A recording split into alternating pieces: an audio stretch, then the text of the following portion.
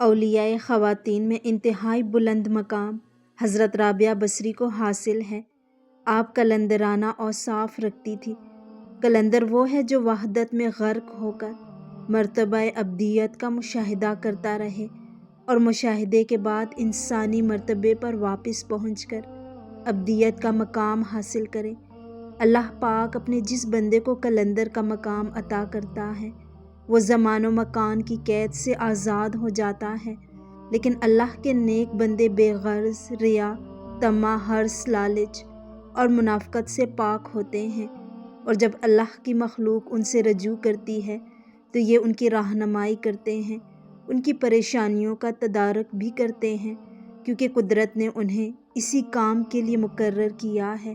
یہی وہ پاکیزہ اللہ کے بندے ہیں جن کے بارے میں اللہ پاک کا ارشاد ہے، میں اپنے بندوں کو دوست رکھتا ہوں اور ان کے کان، آنکھ اور زبان بن جاتا ہوں، پھر وہ میرے ذریعے سنتے اور بولتے ہیں اور میرے ذریعے چیزیں پکڑتے ہیں۔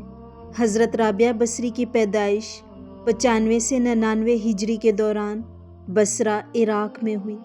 آپ کی ابتدائی زندگی کی زیادہ تر تفصیلات شیخ فرید الدین عطار کے حوالے سے ملتی ہے۔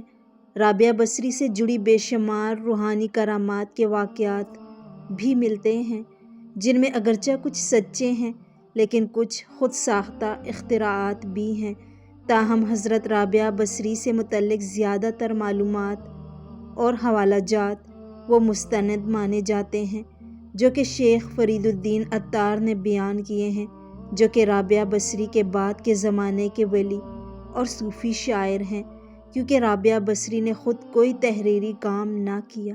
حضرت رابعہ بصری اپنے والدین کی چوتھی بیٹی تھی، اس لیے آپ کا نام رابعہ یعنی چوتھی رکھا گیا۔ وہ ایک انتہائی غریب لیکن معزز گھرانے میں پیدا ہوئی۔ رابعہ بصری کے والدین کی غربت کا اندازہ اس بات سے لگایا جا سکتا ہے کہ جس شب رابعہ بصری پیدا ہوئی آپ کے والدین کے پاس نہ تو دیا جلانے کے لیے تیل تھا اور نہ آپ کو لپیٹنے کے لیے کوئی کپڑا۔ آپ کی والدہ نے اپنے شوہر یعنی آپ کے والد سے درخواست کی کہ پڑوس سے تھوڑا تیل ہی لے آئیں تاکہ دیا جلایا جا سکے، لیکن آپ کے والد نے پوری زندگی اپنے خالق حقیقی کے علاوہ کسی کے آگے ہاتھ نہ پھیلایا تھا، لہٰذا وہ پڑوسی کے دروازے تک تو گئے لیکن خالی ہاتھ واپس آ گئے۔ رات کو حضرت رابعہ بصری کے والد کو خواب میں حضور پاک صلی اللہ علیہ وسلم کی زیارت ہوئی۔ رسول پاک صلی اللہ علیہ وسلم نے حضرت رابعہ بصری کے والد کو بتایا کہ تمہاری نومولود بیٹی خدا کی برگزیدہ بندی بنے گی اور مسلمانوں کو صحیح راہ پر لے کر آئے گی۔ تم امیر بصرہ کے پاس جاؤ اور اس کو ہمارا پیغام دو کہ تم یعنی امیر بصرہ ہر روز رات کو 100 دفعہ اور جمعرات کو 400 مرتبہ درود کا نذرانہ بھیجتے ہو، لیکن پچھلی جمعرات کو تم نے درود شریف نہ پڑھا، لہٰذا اس کے کفارے کے طور پر 400 دینار بطور کفارہ یہ پیغام پہنچانے والے کو دے دے۔ حضرت رابعہ بصری کے والد اٹھے اور امیر بصرہ کے پاس پہنچے، اس حال میں کہ خوشی کے آنسو آپ کی آنکھوں سے جاری تھے۔ جب امیر بصرہ کو رابعہ بصری کے والد کے ذریعے حضور پاک صلی اللہ علیہ وسلم کا پیغام ملا تو یہ جان کر انتہائی خوش ہوا کہ رسول پاک صلی اللہ علیہ وسلم کی نظروں میں ہیں۔ اس کے شکرانے کے طور پر فوراً 1000 دینار غرباء میں تقسیم کرائے اور 400 دینار رابعہ بصری کے والد کو ادا کیے اور ان سے درخواست کی کہ جب بھی کسی چیز کی ضرورت ہو تو بلا جھجک تشریف لائیں۔ کچھ عرصے بعد حضرت رابعہ بصری کے والد انتقال کر گئے اور بصرہ کو سخت قحط نے اپنی لپیٹ میں لے لیا۔ اس قحط کے دوران رابعہ بصری اپنی بہنوں سے بچھڑ گئی۔ ایک دفعہ رابعہ بصری ایک قافلے میں جا رہی تھی کہ قافلے کو ڈاکوؤں نے لوٹ لیا اور ڈاکوؤں کے سرغنہ نے رابعہ بصری کو اپنی تحویل میں لے لیا اور آپ کو لوٹ کے مال کی طرح بازار میں لونڈی بنا کر بیچ دیا۔ آپ کا آقا آپ سے انتہائی سخت محنت و مشقت کا کام لیتا تھا، اس کے باوجود آپ دن میں کام کرتی اور رات بھر عبادت کرتی رہتی اور دن میں بھی زیادہ تر روزے رکھتی۔ اتفاقاً ایک دفعہ حضرت رابعہ بصری کا آقا آدھی رات کو جاگ گیا اور کسی کی گریہ و زاری کی آواز سن کر دیکھنے چلا کہ رات کے اس پہر کون اس طرح گریہ و زاری کر رہا ہے۔ وہ یہ دیکھ کر حیران رہ گیا کہ حضرت رابعہ بصری اللہ کے حضور سرب سجود ہیں اور نہایت عاجزی کے ساتھ کہہ رہی ہیں، اے اللہ، تو میری مجبوریوں سے خوب واقف ہے۔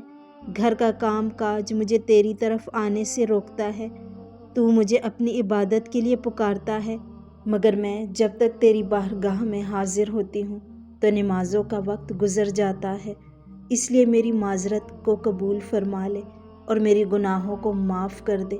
اپنی کنیز کا یہ کلام اور عبادت کا یہ منظر دیکھ کر رابعہ بصری کا مالک خوف خدا سے لرز گیا اور یہ فیصلہ کیا کہ بجائے اس کے کہ ایسے اللہ والی کنیز سے خدمت کرائی جائے، بہتر یہ ہوگا کہ اس کی خدمت کی جائے۔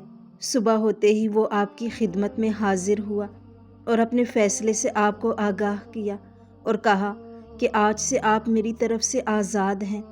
اگر آپ اسی گھر میں قیام کریں تو میری خوش نصیبی ہوگی، وگرنہ آپ اپنی مرضی کی مالک ہیں، لیکن اگر آپ یہ فیصلہ کرتی ہیں کہ آپ یہاں نہ رہیں گی تو میری بس ایک درخواست ہے کہ میری طرف سے کی جانے والی تمام زیادتیوں کو اس ذات کے صدقے معاف کر دیں جس کی آپ راتوں کو جاگ جاگ کر عبادت کرتی ہیں۔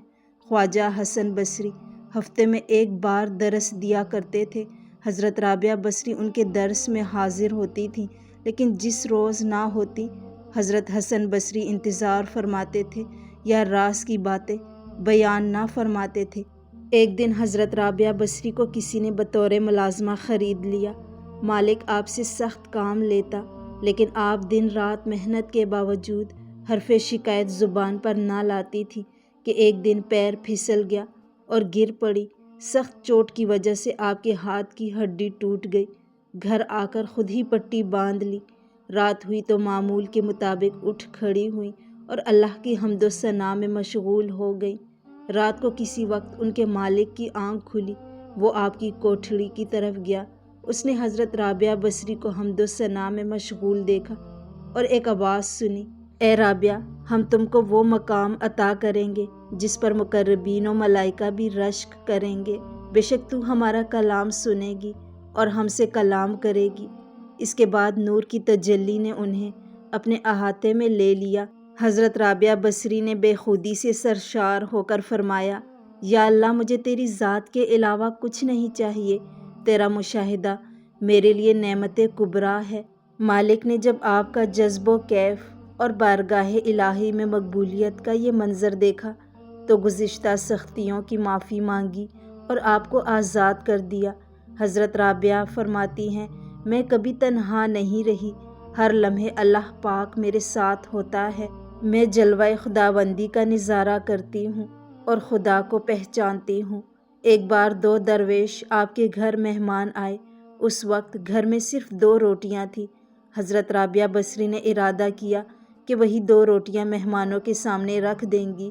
اس دوران دروازے پر کوئی سائل آ گیا۔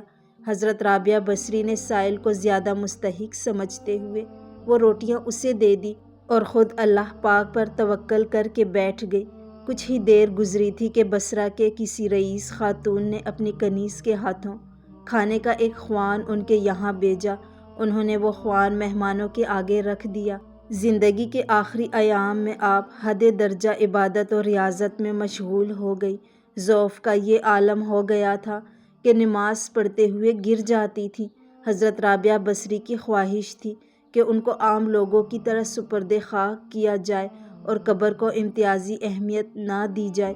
ایک دن آپ درس دے رہی تھی کہ اللہ پاک کی طرف سے بلاوا آ گیا۔ حضرت رابعہ بصری نے اپنے شاگردوں سے فرمایا کہ باہر چلے جائیں اور خلوت نشین ہو کر لیٹ گئیں۔ کچھ دیر بعد آپ کی روح قفس عنصری سے آزاد ہو گئی۔ بعض روایات میں یہ بھی ملتا ہے کہ رابعہ بصری کو ان کی بہنوں نے قحط کے زمانے میں عتیق نامی ایک ظالم و جابر تاجر کو چند سکوں کے عوض فروخت کر دیا تھا۔ جبکہ یہ روایت بھی ملتی ہے کہ حضرت رابعہ بصری کی بہنوں نے آپ کو ایک قافلے والوں کو فروخت کر دیا تھا اور ان قافلے والوں نے رابعہ بصری کو ایک طوائف کے ہاتھوں فروخت کر دیا۔ طوائف نے آپ کو ایک کوٹھے پر بٹھا دیا۔ حضرت رابعہ بصری نے گوشہ نشینی اور ترک دنیا کے شوق کے پیش نظر آزادی ملنے کے بعد صحراؤں کا رخ کیا۔ وہ دن رات معبود حقیقی کی یاد میں مصروف ہو گئی۔ خواجہ حسن بصری رابعہ بصری کے مرشد تھے۔ غربت نفی اور عشق الہی ان کے ساتھی تھے۔ ان کی کل متاع حیات ایک ٹوٹا ہوا برتن، ایک پرانی دری اور ایک اینٹ تھی جس سے وہ تکیے کا کام بھی لیتی تھی۔ وہ تمام رات عبادت اور ریاضت میں گزار دیتی تھی اور اس خوف سے نہیں سوتی تھی کہ کہیں عشق الہی سے دور نہ ہو جائیں۔ جیسے جیسے رابعہ بصری کی شہرت بڑھتی گئی، آپ کے معتقدین کی تعداد میں بھی اضافہ ہوتا گیا۔ آپ نے اپنے وقت کے جید علماء، محدثین و فقہا سے مباحثوں میں بھی حصہ لیا۔ رابعہ بصری کی بارگاہ میں بڑے بڑے علماء نیاز مندی کے ساتھ حاضر ہوا کرتے تھے۔ ان بزرگوں اور علماء میں سر فہرست حضرت امام سفیان ثوری رحمۃ اللہ علیہ، جو کہ امام اعظم ابو حنیفہ رضی اللہ تعالیٰ عنہ کے ہم عصر تھے اور جنہیں امیر المومنین فی الحدیث کے لقب سے بھی یاد کیا جاتا ہے۔ گو انہیں شادی کے لیے کئی پیغامات آئے، جن میں سے ایک پیغام امیر بصرہ کا بھی تھا، لیکن آپ نے تمام پیغامات کو رد کر دیا، کیونکہ آپ کے پاس سوائے اپنے پروردگار کے اور کسی چیز کے لیے نہ تو وقت تھا اور نہ ہی طلب۔ رابعہ بصری کو کثرت رنج و الم اور حزن و ملال نے دنیا اور اس کی دل فریبیوں سے بیگانہ کر دیا۔ رابعہ بصری کے مسلک کی بنیاد عشق الہی پر ہے۔ ایک مرتبہ لوگوں نے دیکھا کہ حضرت رابعہ بصری جذب کی حالت میں بصرہ کی گلیوں میں ایک ہاتھ میں مشعل اور دوسرے ہاتھ میں پانی لے کر جا رہی ہیں۔ جب لوگوں نے پوچھا کہ یہ آپ کیا کرنے جا رہی ہیں، تو رابعہ بصری نے جواب دیا کہ میں اس آگ سے جنت کو جلانے اور اس پانی سے دوزخ کی آگ بجھانے جا رہی ہوں، تاکہ لوگ اس معبود حقیقی کی عبادت جنت کی لالچ یا دوزخ کے خوف سے نہ کریں، بلکہ لوگوں کی عبادت کا مقصد محض اللہ کی محبت بن جائے۔ ایک مرتبہ حضرت رابعہ بصری سے پوچھا گیا، کیا آپ شیطان سے نفرت کرتی ہیں؟ رابعہ بصری نے جواب دیا کہ خدا کی محبت نے میرے دل میں اتنی جگہ ہی نہیں چھوڑی کہ اس میں کسی اور کی نفرت یا محبت سما سکے۔ رابعہ بصری نے تقریباً 88 سال کی عمر پائی، لیکن آخری سانس تک آپ نے عشق الہی کی لذت و سرشاری کو اپنا شعار بنائے رکھا، یہاں تک کہ آپ آخری سانس تک معبود حقیقی کی محبت کا دم بھرتی رہیں۔ آخری وقت آپ نے اپنے ولی اور صوفی ساتھیوں کو بتایا کہ میرا محبوب و معبود ہمیشہ سے میرے ساتھ ہے۔